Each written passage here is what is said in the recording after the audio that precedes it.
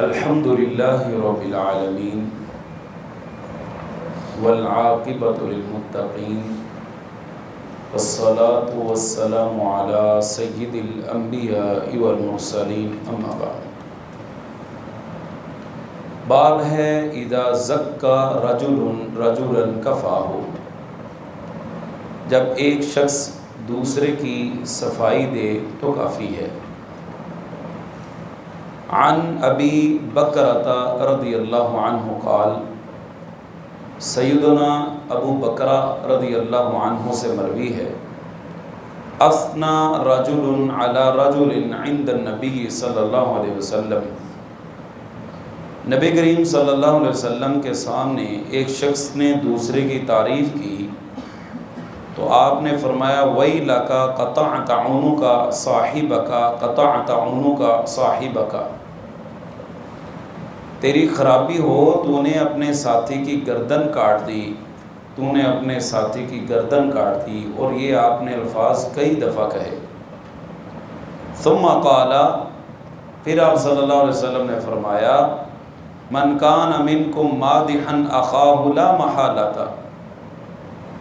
تم میں سے جو شخص اپنے بھائی کی تعریف کرنا ضروری خیال کرے، فلیقل، تو وہ یہ الفاظ کہے احسب فلانا واللہ حسیبہ، میں ایسا سمجھتا ہوں اس کا حساب لینے والا تو اللہ ہی ہے، ولا ازکی علی اللہ احدا، اور میں اللہ پر کسی کو برابر نہیں کرتا، کسی کا تزکیہ نہیں کرتا، کسی کو پاک نہیں کہتا۔ احسبہ کذا و کذا، میں تو ایسے ایسے ہی اس کے بارے میں جانتا ہوں، ان کان یعلم ذلک منہ، وہ ایسا ایسا ہے بشرطے کہ وہ اس کا حال جانتا ہو۔ اگر اس کے بارے میں پتہ ہے نا تو پھر یہ کہے، ورنہ خاموشی اختیار کر لے۔ یہ حدیث ان لوگوں کے لیے جن کا کام دن رات لوگوں کی تعریف کرنا ہے، غلط کام کے اوپر تعریف کرنا ہے، آسان لفظوں میں کہہ لیں ٹی سی کرنا، خوشامد کرنا۔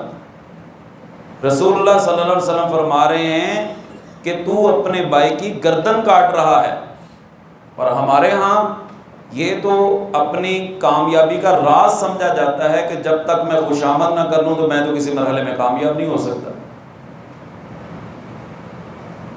جو بات سچ ہے ہمیشہ وہ کرنی چاہیے، اور اگر کوئی بندہ نیک ہے، پرہیزگار ہے، متقی ہے، اس کے بارے میں بھی کنفرم طور پر یہ نہیں کہا جا سکتا کہ یہ بندہ پکا جنتی ہے، یہ تو بڑا ہی نیک ہے، یہ تو بڑا ہی متقی ہے، بڑا ہی پرہیزگار ہے۔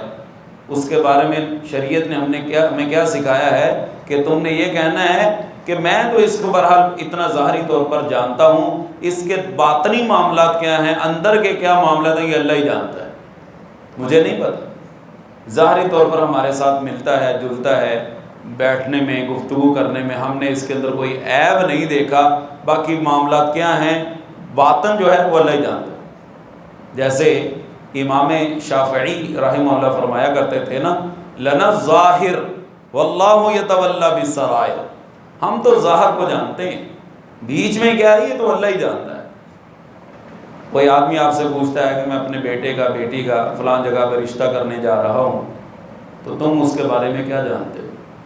آپ جو جانتے ہیں بتا دیں کہ بھئی ظاہری طور پر تو میں یہ جانتا ہوں، ان کے گھر کے معاملات کیسے ہیں اس کی میرے پاس کوئی گارنٹی اور ضمانت نہیں، اور ظاہری طور پر بھی ہم نے ایسے ہی دیکھا ہے، اب کیا معاملات ہے، حقائق کیا ہیں، یہ اللہ ہی جانے، کیونکہ کسی کی ضمانت نہیں دی جا سکتی۔ گھر میں انسان کے معاملات اور ہوتے ہیں، بعض لوگ گھر کے باہر بڑے اچھے لوگ ہوتے ہیں، دوستوں یاروں کے ساتھ بیٹھتے ہیں، ان کا مزاج بڑا اچھا ہوتا ہے، لیکن گھر میں جیسے داخل ہوتے ہیں جناب وہ جیسے بخار 106 کے اوپر 105 کے اوپر پوری شدت دکھا رہا ہوتا ہے، وہ گھر میں داخل ہوتے ہیں ایسے اپنی شدت دکھا رہے ہوتے ہیں۔ بچے ان سے پناہ مانگتے ہیں، گھر والے ان سے پناہ مانگتے ہیں کہ بھائی اپنے آپ کو سنبھال لو، یہ اللہ معاف فرمائے جلاد گھر میں آ گیا۔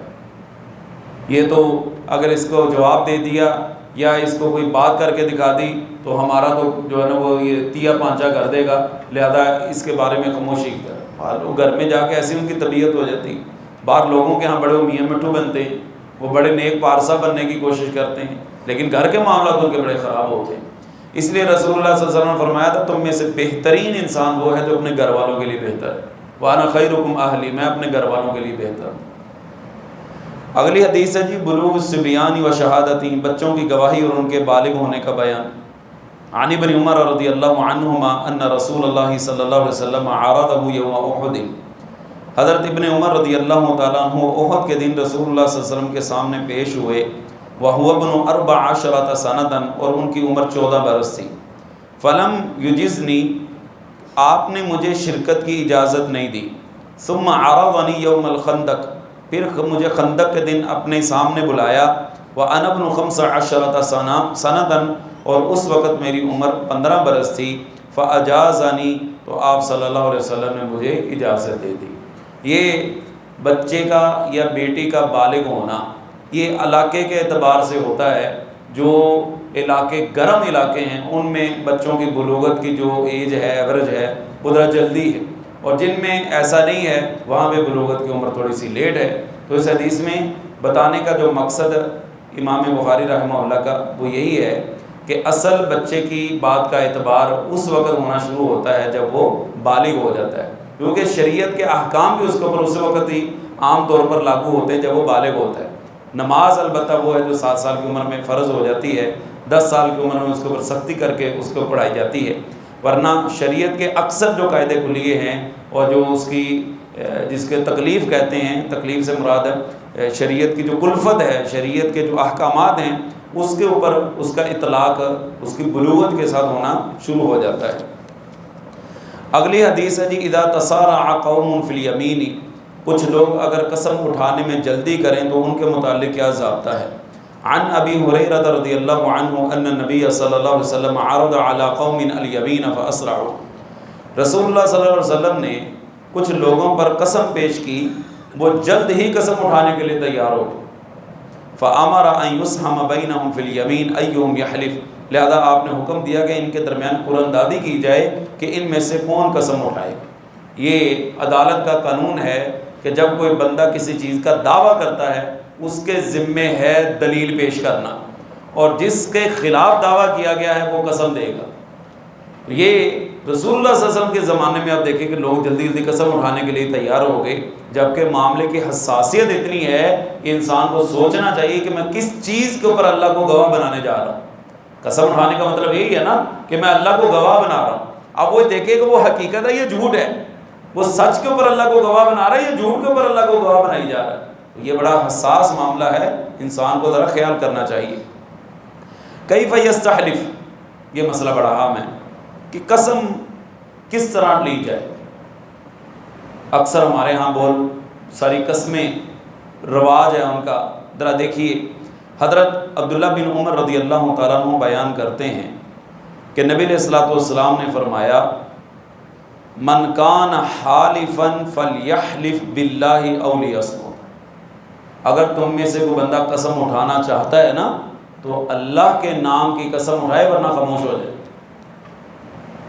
مجھے میرے سر کی قسم، مجھے تیرے سر کی قسم، مجھے تیرے باپ کی قسم، تیری ماں کی قسم، تیرے دادے کی قسم، فلاں کی قسم، فلاں کی قسم۔ یہ پتہ نہیں کہاں سے ہم نے قسمیں اٹھا کے جو ہے نا اتنا اس کا بوجھ ڈال دیا۔ قسم صرف اللہ سبحانہ و تعالیٰ کی ذات کی، اور وہ قسم اٹھاتے وقت بھی انسان کو یہ خیال کرنا چاہیے کہ میں کس بات کے اوپر اللہ کو گواہ بنا رہا ہوں۔ یہ نہیں کہ ہر بات جو ہے نا وہ چھوٹی سے چھوٹی ہلکی سے ہلکی بات اس پہ قسم اٹھانا شروع کر، اللہ کی قسم ایسا، اللہ کی قسم ایسا نہیں، ایسا نہیں ہے۔ اللہ سبحانہ و تعالیٰ کا نام معاذ اللہ کیا اتنا ہلکا ہے، اس کی کوئی قدر و منزلت نہیں کہ ہر معاملے کے اندر اس کے ناموں کی قسم اٹھانی شروع کر دی جائے، ایسا نہیں۔ معاملہ بہت بڑا سنگین ہو اور وہاں پہ بھی یہ دیکھا جائے کہ یہ لوگ اللہ کے نام کی لاج رکھیں گے، اللہ کے نام کی قدر کریں گے، پھر انسان کا قسم اٹھائے ورنہ خاموش رہے۔ اور قسم صرف اللہ سبحانہ و تعالیٰ کے نام کی، نہ باپ کی قسم جائز ہے، نہ ماں کی قسم جائز ہے، نہ کسی کے سر کی قسم جائز ہے۔ مجھے میری اولاد کی قسم ہے، میں اگر ایسا ہوں تو میں ایسا ہو جائے، مجھے یہ ہو جائے۔ قسم صرف اللہ سبحانہ و تعالیٰ کی ذات کی۔ حدیث آپ کے سامنے رسول اللہ صلی اللہ علیہ وسلم فرما رہے ہیں جس نے قسم اٹھانی ہے وہ اللہ کے نام کی قسم اٹھائے، نہیں کھانا چاہتا خاموش ہو جائے اور کسی کے نام کی قسم نہ اٹھائے۔ لیس الکاذب الذی یصلح بین الناس، جو شخص لوگوں کے درمیان صلح کرا دے اور اگر وہ کوئی ایسی ویسی بات کہہ دے عام طور پر جو ہوتی نہیں ہے تو ایسا انسان جھوٹا شمار نہیں کیا جائے گا۔ عن ام کلثوم بنت عقبہ رضی اللہ عنہ قالت، ام کلثوم بنت عقبہ رضی اللہ عنہ سے روایت ہے، بیان کرتی ہیں میں نے رسول اللہ صلی اللہ علیہ وسلم کو فرماتے ہوئے سنا، لیس الکذاب الذی یصلح بین الناس، وہ آدمی جو دو آدمیوں کے درمیان صلح کرا دے اور اس میں کوئی اچھی بات منسوخ کر دے یا اچھی بات کہہ دے تو وہ جھوٹا نہیں ہے۔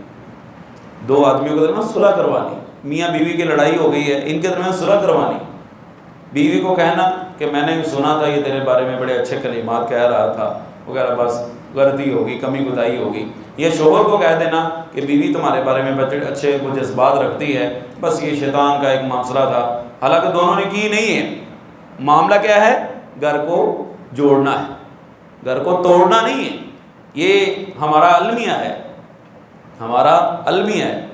بعض لوگ ایسے ہوتے ہیں ان کو معاملہ سلجھانا نہیں آتا، مزید الجھاتے ہیں، معاملہ سلجھانے کی بجائے مزید الجھاتے ہیں۔ تو ایسے لوگوں سے پرہیز کرنا چاہیے، سنجیدہ، باشعور، سلیم الفطرت، عقل مند، ذہین، ایسے لوگوں کا انتخاب کیا جائے جو بطور ثالث ایسا کردار ادا کرے کہ گھر جڑنے والا بنے، ٹوٹنے والا نہ بنے، ٹوٹنے والا نہ بنے۔ اس کو اللہ تعالیٰ نے یہ صلاحیت دی ہو کہ یہ گھر جوڑ سکے۔ اور یہ بات یاد رکھیں، اگر خدا نخواستہ آپ کا کوئی دوست، آپ کا بھائی آپ سے آ کے کہتا ہے کہ یار ہماری میاں بیوی کے آپس میں مسئلہ بن گیا ہے، بہن بھائیوں کا آپس میں مسئلہ بن گیا ہے، تو پہلی فرصت میں اس کو یہ مشورہ نہ دیں ہٹ پر جان چھڑائے نہ کو، بیوی ہے تو اللہ نے وہ کہیں دے دینی، بعد میں نہیں ملتی، یہ ہماری بہن کہہ لی۔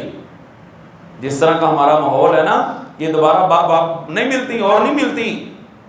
جو اللہ سبحانہ و تعالیٰ نے تقسیم کر دی ہے اس پہ راضی رہ کے اس کو جاری رکھنے کی کوشش کرنی چاہیے، نہ کہ ایک منٹ کے اندر، لمحے کے اندر رشتہ ختم کر کے جان چھڑا ہو گئی۔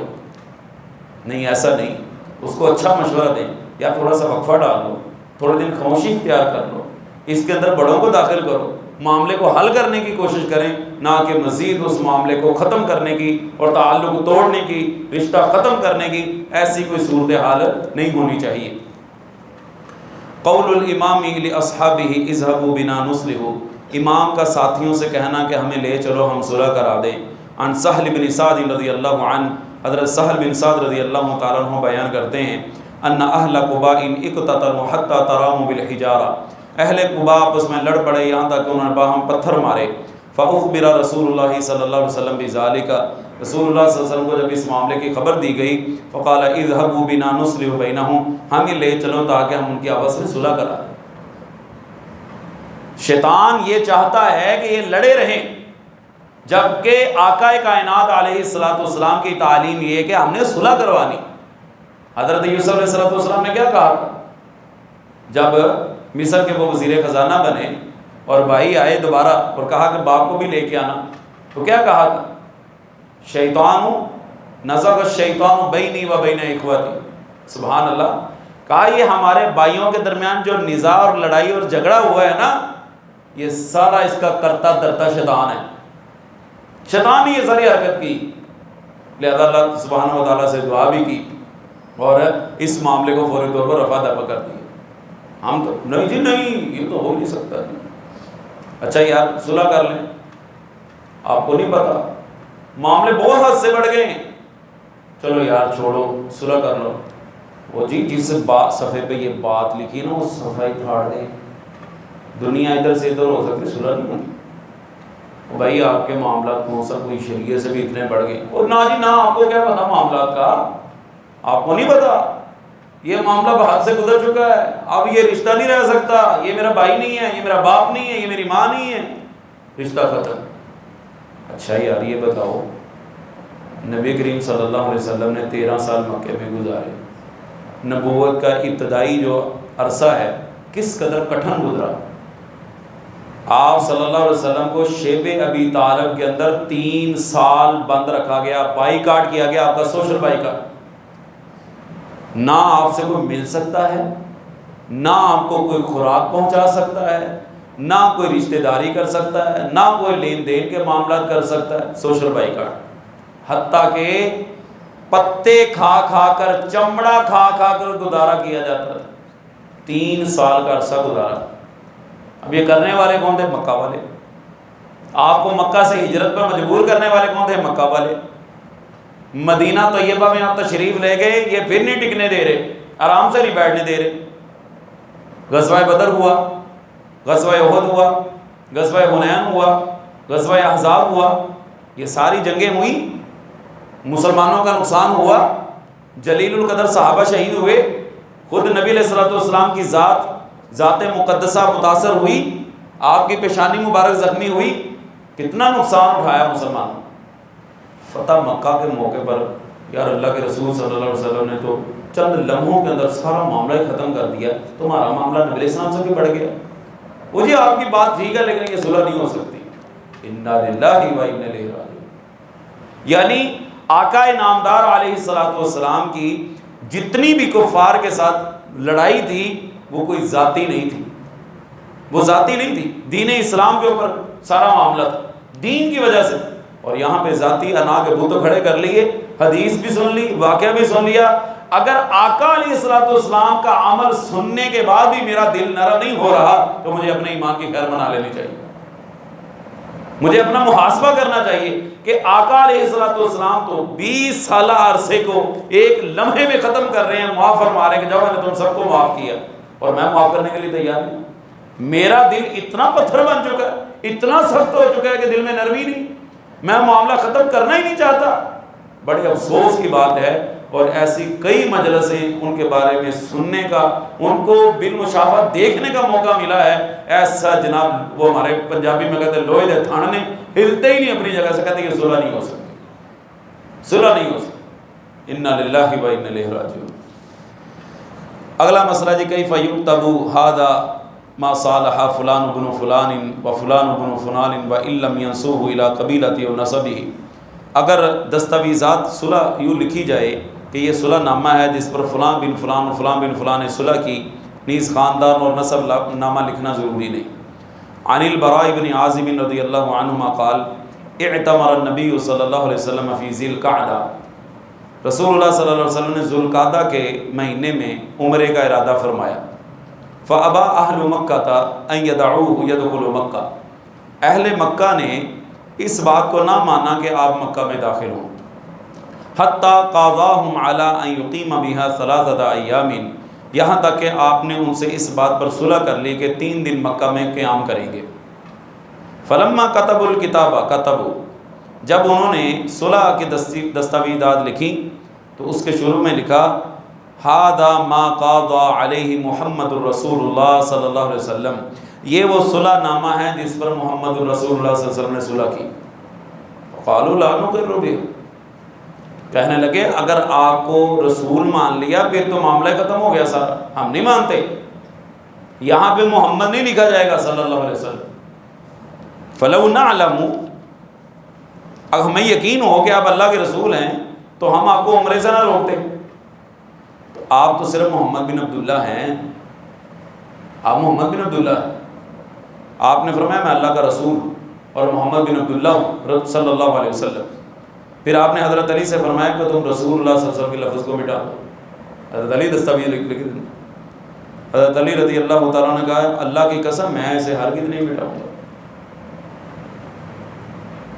آقا آپ کا نام میں نہیں مٹاؤں گا، میرے اندر اتنی جرت نہیں کہ میں آپ کا نام مٹاؤں۔ آخر کار آپ نے کاغذ اپنے ہاتھ میں لیا اور اس پر لکھا یہ وہ صلح نامہ ہے جس پر محمد بن عبداللہ صلی اللہ علیہ وسلم نے صلح کی کہ میں مکہ میں کھلے ہتھیار لے کر داخل نہیں ہوں گے، یعنی تلواریں میان میں ہوں گی، اور اہل مکہ سے اگر کوئی ان کے ساتھ جانا چاہے گا تو وہ اسے اپنے ساتھ نہ لے کر جائیں گے، اور اپنے ساتھیوں میں سے اگر کوئی مکہ میں رہنا چاہے گا تو اسے منع نہیں کریں گے۔ یہ مکہ والوں نے شرط رکھی کہ اگر ہمارا کوئی بندہ بگڑ کر آپ کی طرف آ گیا، اسلام اس نے قبول کر لیا تو ہم نے دینے نہیں دینا، ہم نہیں دیں گے اسے، اور اگر آپ کا کوئی بندہ وہ واپس کفر کی طرف آنا چاہتا ہے تو آپ اسے روکیں گے نہیں۔ کیسی عجیب شرط ہے، یعنی ہمارا بندہ جائے گا تو آپ نے واپس کرنا ہے، آپ کا ہے تو ہم نے واپس نہیں کرنا۔ آپ نے فرمایا ٹھیک ہے، منظور۔ پھر آئندہ اسی لمحے ایک صحابی آئے، ان کے ہاتھوں میں بیڑیاں تھیں اور جکڑا ہوا تھا ان کو. تو صحابہ نے دیکھا تو بڑے پریشان ہوئے کہ یار یہ ہمارا ساتھی ہے. تو کہا اللہ کے رسول صلی اللہ علیہ وسلم اس کو کریں. آپ نے فرمایا نہیں، ہم نے معاہدہ کر لیا ہے، یہ اب انہیں کے پاس رہے گا، ہم نے معاہدہ کیا. اچھا یہاں پہ تو مختصر ہے، حضرت عمر رضی اللہ تعالی عنہ نے نبی علیہ الصلوۃ والسلام سے کہا اللہ کے رسول آپ نے ان کی شرائط مان لی، کیا یہ ہمارے خلاف نہیں؟ آپ صلی اللہ علیہ وسلم نے فرمایا انا رسول اللہ صلی اللہ علیہ وسلم، عمر میں اللہ کا رسول ہوں، مطلب مجھے زیادہ پتہ ہے.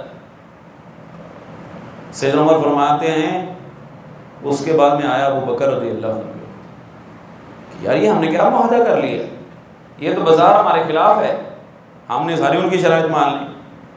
سیدنا ابو بکر رضی اللہ تعالیٰ عنہ نے آگے سے کوئی تعویل نہیں کی، کہا ہوا رسول اللہ، وہ اللہ کے رسول زیادہ بہتر جانتے ہیں. سیدنا عمر فاروق رضی اللہ تعالیٰ عنہ فرمایا کرتے تھے کہ اس کے بعد میں نے اس عمل کی تلافی کے لیے، یعنی میں نے صرف اللہ کے رسول صلی اللہ علیہ وسلم سے یہی پوچھ لیا نا کہ یہ تو فیصلہ ہمارے خلاف ہے، اور بظاہر بعد میں مجھے سمجھ آئی کہ یہ معاملہ تو ہمارے حق میں تھا، ہمارے حق میں تھا، کیونکہ یہ بعد میں فتح مکہ کی صورت میں سامنے آیا نا. فرماتے ہیں کہ اس عمل کی تلافی کے لیے کہ میرے منہ سے اللہ کے رسول صلی اللہ علیہ وسلم سے یہ کیوں نکل آیا کہ آپ نے یہ کیوں کیا ہے، میں نے بڑے ہی عمل کیے کہ اللہ میری اس خطا کو معاف کر دے. صرف اتنا پوچھ لینے کی وجہ سے اس قدر حساس تھے، اور ہم کھلے عام نافرمانی کرتے ہیں آقا علیہ الصلوۃ والسلام کی، احکامات سن لینے کے بعد، احادیث کان میں آنے کے باوجود بھی کیا کریں جی، ہم مجبور ہیں. ایسی کیا مجبوری ہے کہ رسول اللہ صلی اللہ علیہ وسلم کے فرمان پر عمل کرنا ہمیں مشکل ہو رہا ہے، اور اپنی بات منوانے کے لیے ہمیں ٹینشن ہی کوئی نہیں، ہمارے اوپر اتنا زور آ. اس کا مطلب یہ ہے کہ اگر کوئی بندہ میرے اوپر زبردستی کر کے مجھ سے کلمہ کفر معاذ اللہ نکلوانا چاہے تو نکلوا سکتا ہے، میں مجبور ہو گیا نا. یہی تو ایمان کا امتحان ہے بھائی، کہ دنیا ادھر کی ادھر ہو جائے، جب میرے آقا علیہ الصلوۃ والسلام کا فرمان میرے کان میں پڑ گیا، اسی کے اوپر عمل ہو، اسی کے اوپر عمل ہو. وہ سیدنا عبداللہ بن عمر رضی اللہ عنہ کا واقعہ بڑا مشہور ہے. ان کے بیٹے تھے بلال، وہ مسئلہ بنا، خواتین مسجد میں جانے لگی، کہنے لگے میں نے نہیں مسجد میں جانے دے. حضرت عبداللہ بن عمر رضی اللہ تعالیٰ عنہ کہنے لگے تمہیں اللہ کے رسول صلی اللہ علیہ وسلم کی حدیث نہیں پتا؟ آپ نے فرمایا تھا لا تمنعوا اماء اللہ، اللہ کی بندیوں کو مسجد میں جانے سے نہ روکنا. کہنے لگے ہم نہیں جانے دیں گے. کہنے لگے وہ اللہ کے بندے، میں تمہیں اللہ کے رسول صلی اللہ علیہ وسلم کی حدیث سنا رہا ہوں، تم آگے سے کہہ رہا ہوں ہم نے نہیں جانے دینا. یعنی رسول اللہ صلی اللہ علیہ وسلم کی حدیث سن لینے کے بعد بھی تم اپنی بات منواؤ گے؟ بھائی آپ علیہ الصلوۃ والسلام کی بات کے آگے میں ہماری بات کی حیثیت کیا ہے، ہماری اوقات کیا ہے؟ دیکھیں یہ اس حدیث مبارکہ کی جلد کا یہ کرتا ہے، صحیح ہے نا. اگر یہ اتر جائے، کوئی بچہ اتار دیتا ہے، یہ ویسے اتر جاتا ہے، آپ اس کو زمین پہ لگنے دیں گے؟ اس پہ حدیث کوئی نہیں لکھی، اس پہ آقا علیہ الصلوۃ والسلام کا نام نہیں لکھا اس گتے کے اوپر، اس پہ کوئی حدیث نہیں لکھی، آپ اس کو زمین پہ نہیں گرنے دیں گے. اس گتے کی اس جلد کے ساتھ جڑنے کی وجہ سے قدر و منزلت میں کس قدر اضافہ ہو گیا. یہ صفحہ اگلا ہے، اس پہ بھی کچھ نہیں لکھا، یہ دیکھ لیجیے. یہ جو مکتبہ ہے نا جس نے یہ کتاب چھاپی ہے، اس کا نام ہے دوسری طرف سے خالی. اس صفحے کو آپ نیچے نہیں گرنے دیں گے. یہ صفحہ اس کے ساتھ جڑا، اس کی قدر و منزلت اتنی بڑھ گئی، تو جو رسول اللہ صلی اللہ علیہ وسلم کی احادیث کے ساتھ جڑ جائے اس کی منزلت کا کیا کہنا، اس کی عزت کا کیا کہنا، اس کی قدر و منزلت کا کیا کہنا. دنیا جائے باڑ میں، دنیا کی کیا ہے، دنیا والے کبھی باز آئے ہیں؟ انہوں نے تو اللہ کو باتیں کی، انہوں نے انبیاء کو باتیں کی، یہ تو باز ہی نہیں آتے. اصل تو آپ کے ایمان کا امتحان ہے کہ آپ عمل کرتے ہیں کہ نہیں. لہذا آپ صلی اللہ علیہ وسلم آئندہ سال مکہ میں داخل ہوئے اور مدت گزر گئی تو قریش حضرت علی رضی اللہ عنہ کے پاس آئے اور کہنے لگے کہ تم اپنے صاحب یعنی رسول اللہ صلی اللہ علیہ وسلم سے کہو کہ ہمارے پاس سے چلے جائیں کیونکہ مدت اقامت ختم ہو چکی ہے۔ چنانچہ نبی علیہ الصلوۃ والسلام مکہ سے باہر آ گئے۔ پھر حضرت حمزہ رضی اللہ تعالیٰ عنہ کی بیٹی آپ کے پیچھے چچا چچا کہتی ہوئی دوڑی تو اس کو حضرت علی رضی اللہ تعالیٰ نے لے لیا اور اس کا ہاتھ پکڑ کر حضرت فاطمہ سے کہا اپنے چچا کی بیٹی کو لے کر اٹھا لو۔ راوی کہتا ہے کہ پھر حضرت علی، حضرت زید اور حضرت زید جعفر رضی اللہ عنہم اجمعین نے اس کی بابت جھگڑا کیا۔ حضرت علی رضی اللہ تعالیٰ عنہ کا یہ میری چچا زاد بہن ہے، حضرت جعفر رضی اللہ عنہ کا میری بھی چچا زاد بہن ہے، نہیں اس کی خالہ میرے نکاح میں ہے، حضرت زید رضی اللہ تعالیٰ عنہ کا یہ میری بھتیجی ہے۔ رسول اللہ صلی اللہ علیہ وسلم نے اسے اس کی خالہ کے حوالے کر دیا اور فرمایا خالہ ماں کی طرح ہے، اور حضرت علی رضی اللہ عنہ سے فرمایا تم مجھ سے ہو اور میں تم سے ہوں، تم مجھ سے ہو اور میں تم سے ہوں، اور حضرت جعفر رضی اللہ عنہ سے فرمایا تم میری صورت و سیرت دونوں کے مشابہ ہو، اور حضرت علی رضی اللہ حضرت زید رضی اللہ تعالیٰ عنہ سے فرمایا تم ہمارے بھائی ہو اور آزاد کردہ غلام ہو۔ سب کا مقام اپنا اپنا، ہر پھول کی اپنی خوشبو۔ اگلی حدیث ہے جی قول النبی صلی اللہ علیہ وسلم للحسن حسن بن علی رضی اللہ عنہما ان ابنی ھذا سید، حضرت حسن بن علی رضی اللہ تعالیٰ عنہ کے متعلق فرمان کہ یہ میرا بیٹا سید ہے، سردار ہے۔ عن ابی بکر رضی اللہ عنہ قال رأیت رسول اللہ صلی اللہ علیہ وسلم علی المنبر، میں نے رسول اللہ صلی اللہ علیہ وسلم کو دیکھا کہ آپ منبر پر فرما رہے تھے، والحسن بن علی الی جنبہ، اور حضرت حسن رضی اللہ تعالیٰ عنہ کے پہلو میں بیٹھے ہوئے تھے، وَهُوَ يُقْبِلُ عَلَى النَّاسِ مَرَّةً وَعَلَيْهِ أُخْرَى، آپ کبھی لوگوں کی طرف متوجہ ہوتے، کبھی اپنے نواسے کی طرف متوجہ ہوتے، وَيَقُولُ إِنَّ ابْنِي هَذَا سَيِّدٌ، یہ میرا بیٹا سردار ہے، وَلَعَلَّ اللَّهَ أَن يُصْلِحَ بِهِ بَيْنَ فِئَتَيْنِ عَظِيمَتَيْنِ مِنَ الْمُسْلِمِينَ، اور مجھے امید ہے کہ اللہ تعالیٰ اس کے ذریعے مسلمانوں کی دو بڑی جماعتوں کے درمیان صلح کروائے گا، اللہ مسلمانوں کی دو جماعتوں کے درمیان صلح کروائے گا۔ اور رسول اللہ صلی اللہ علیہ وسلم کی پیشین گوئی حرف بحرف ثابت ہوئی، حضرت علی رضی اللہ تعالیٰ عنہ اور حضرت امیر معاویہ رضی اللہ عنہ کے درمیان صلح کروانے میں سب سے بڑا بنیادی کردار حضرت حسن رضی اللہ عنہ کا۔ یہاں پہ غور کیجئے، مسلمانوں کے دو گروہ، اور معاذ اللہ ایک گروہ تو یہ سمجھتا ہے کہ حضرت امیر معاویہ رضی اللہ عنہ کا گروہ نعوذ باللہ وہ کفر کے اوپر مشتمل ہے۔ نبی علیہ الصلوۃ والسلام دونوں گروہوں کو مسلمان کہہ رہے ہیں اور ہم ان کو کفر میں لے کے جانے کی کوشش کر رہے ہیں، ہم ان کو باغی کہہ رہے ہیں، ان کو سرکش کہہ رہے ہیں، نافرمان کہہ رہے ہیں۔ شرم نہیں آتی؟ اللہ کا ڈر نہیں لگتا؟ جن کے بارے میں آپ صلی اللہ علیہ وسلم فرما رہے ہیں یہ مسلمان ہیں اور ہم ان کو کفر میں فتوے لگاتے پھریں، انا للہ و انا الیہ راجعون۔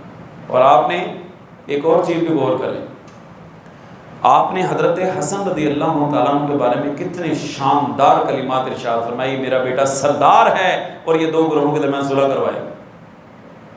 کتنے افسوس کی بات ہے کہ سیدنا حسن رضی اللہ تعالیٰ عنہ کا تذکرہ نہیں کیا جاتا، ان کا ذکر خیر کیا ہی نہیں جاتا، ان کی صفات، ان کی للہیت، ان کا تقوی، ان کی پرہیزگاری، ان کی نمازیں، اس کا تذکرہ ہی نہیں کیا جاتا کہ وہ اللہ والے کس انداز کے ساتھ اللہ کی عبادت کرنے والے تھے۔ حل یشیر الامام بالصلح، کیا یہ درست ہے کہ امام صلح کے لیے اشارہ کرے؟ انا عائشہ رضی اللہ عنہا قالت، یہ بھی بڑی زبردست حدیث ہے، سمع رسول اللہ صلی اللہ علیہ وسلم صوت خصوم بالباب، رسول اللہ صلی اللہ علیہ وسلم نے کچھ جھگڑنے والوں کی بلند آوازیں دروازے پر سنی، فَإِذَا أَحَدُهُمَا يَسْتَوْزِعُ، معلوم ہوا کہ ایک شخص دوسرے سے قرض میں کچھ معافی چاہتا ہے اور اس کے متعلق نرمی کا مطالبہ کرتا ہے، دوسرا کہتا ہے اللہ کی قسم ایسا نہیں کروں گا، فخرج علیہما رسول اللہ صلی اللہ علیہ وسلم فقال، رسول اللہ صلی اللہ علیہ وسلم ان کے پاس تشریف لے گئے اور فرمایا این المتعلی، فقال انا یا رسول اللہ، وہ شخص کہاں ہے اللہ جو اللہ کی قسم اٹھا کر یوں کہہ رہا تھا کہ میں نیکی نہیں کروں گا؟ اس نے عرض کیا یا رسول اللہ میں حاضر ہوں، میرا حریف جو چاہے میں اس کو منظور کرتا ہوں۔ یعنی صرف رسول اللہ صلی اللہ علیہ وسلم نے فرمایا ہے کہ تم یوں کر لو، کہا جو حکم کرے گے وہی ہو جائے گا، اور میرے کان میں جب آقا علیہ السلام کا فرمان پڑتا ہے تو میں کیا کہتا ہوں، میں کیا کرتا ہوں، یہ ہمیں سوچ لینا چاہیے۔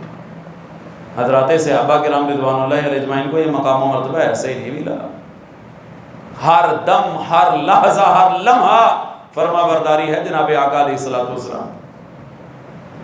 میں اپنی گفتگو کا اختتام اس شعر کے ساتھ کرنا چاہتا ہوں. کہتے ہیں نا، مصور کھینچ وہ نقشہ جس میں یہ صفائی ہو. مصور کھینچ وہ نقشہ جس میں یہ صفائی ہو، ادھر فرمان محمد ہو اور ادھر گردن جھکائی ہو صلی اللہ علیہ وسلم. یہ ہے اطاعت رسول.